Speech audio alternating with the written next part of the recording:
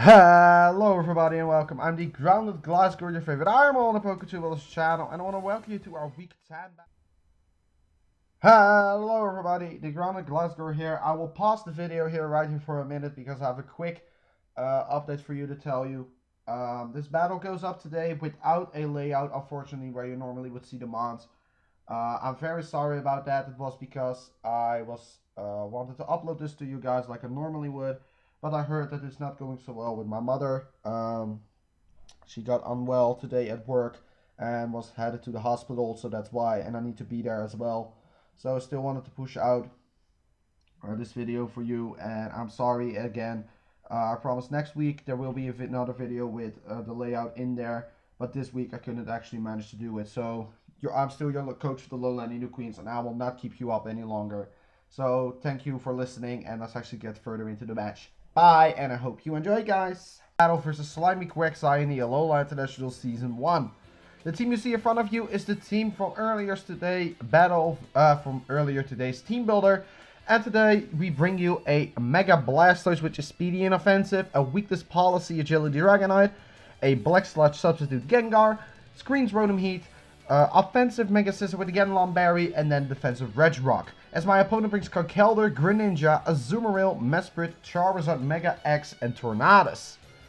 So, looking at this team, I did not quite know what to actually lead off with, because looking at that team, it was pretty scary for me. So I was really debating and opening up with Rotom, opening up with Scissor, or opening up with Blastoise.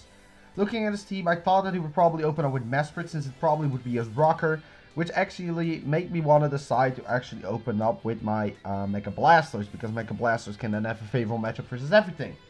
So I'm actually going to open up with my Mega Blastoise, as Slimy is actually going to open up with his Conkeldurr.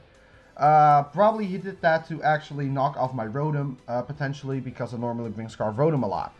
So actually I decided this turn to stay in Mega Evolve and go for the Water Pulse to quite determine what set he probably would be. So I actually go for the Water Pulse to do some damage. And looking from the damage that we did, we see that he has Assault Vest with probably Guts. Looking from that damage, it indeed is Guts. So I actually decide after the damage to switch out into Gibson, because Gibson can do everything to this. And we cannot do not that much to us. So he goes for the Terrain Punch. It is almost a 2-shot, but I know that we can live one more after a Reflect, as we are going to set up the Reflect, and he is actually going to go for the Thunder Punch, predicting us to switch out, which we obviously do not. So this turn I actually decide to set up the Light Screen, as he is actually going to throw another Drain Punch our way. So before I switched out into anything else, I actually wanted to go for the Pain Split to get Rotom up back to a normal amount of health. Because getting Rotom up normal enough means that actually I could switch it in later to something else.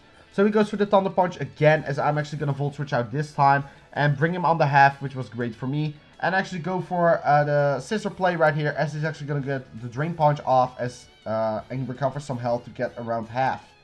So this turn I wanted to go for the Acrobatics to get actually the Conkeldurr out, as he's actually going to go into his Charizard. And look how much damage this actually does to the Charizard. This is actually a good amount. So to not take any fire move, I switch out my Scissor and go into Regirock, because it was the designated switch. He is actually going to Mega Evolve right here, and he reveals to me that he does not have Fire Blitz, he has the Fire Punch instead. So Fire Punch actually hits our Regirock, which is not going to do anything. So I actually wanted to take this opportunity to set up rocks, but actually I decided to switch out into my Dragonite, because I expected him indeed to swap out. So I go to Dragonite, and I reveal that I have the Hurricane. I connect, and there goes Conkeldurr. So Dragonite picks up a kill straight up right here. So the Reflect is going to wear off this turn, and he now goes into the Greninja, and I was really hoping that he would go for the Ice Beam right here. But he actually decides to go for the U-turn and break my multi-skill, which was just a fantastic play on his part. As I'm actually going to get the agility off, because that is what I actually needed to do in my opinion. So I get the agility up, and I'm at +2 speed right now as the Light Screen wears off. But I didn't want to catch a Thunder Wave from the Mesprit, so I decided to switch out. As he is actually going to go for the Psyshock on Rotom, which is going to do a tremendous amount. So I wanted to go for the Pain Split, hoping that we outsped, as we did. And we see that he is indeed slower than us, so Rotom is being useful again. So right now we are going to go for the Light Screen right here, as he is actually going to set up his rocks at this point in time.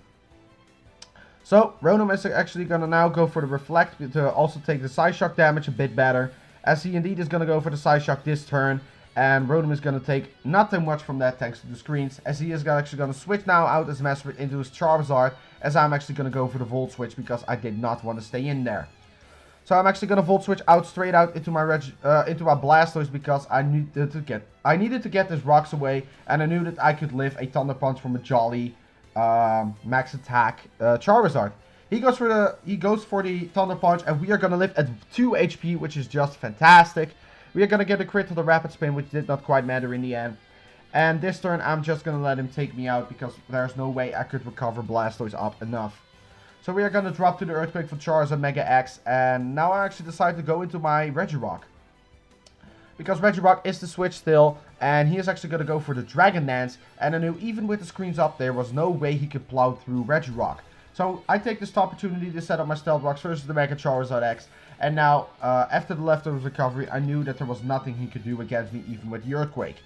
So this turn he indeed goes for the Earthquake, and as you see, it is not going to do anything, as we are going to strike him back with another Earthquake and take out this Charizard Mega X. Thank you so much, Regirock! Woo! There we go. So we are going to get some more leftovers recovery as Charizard X is going out there, and now he goes actually into his Greninja. So, I did not want to be in a scenario where we do not enough damage to the Greninja. So he's actually going to go for Surf, and thanks to the screens, I'm able to take that very well. And I'm going to be able to Earthquake this Greninja towards the under half, which was good enough for me. So at this point, the light screen is going to wear off, which is unfortunate, which means I do not have quite a designated switch yet, because I don't know what this Greninja is. So he's going to go for the Surf, and he's going to take out my Regirock, unfortunately, and the Reflect is also going to fade.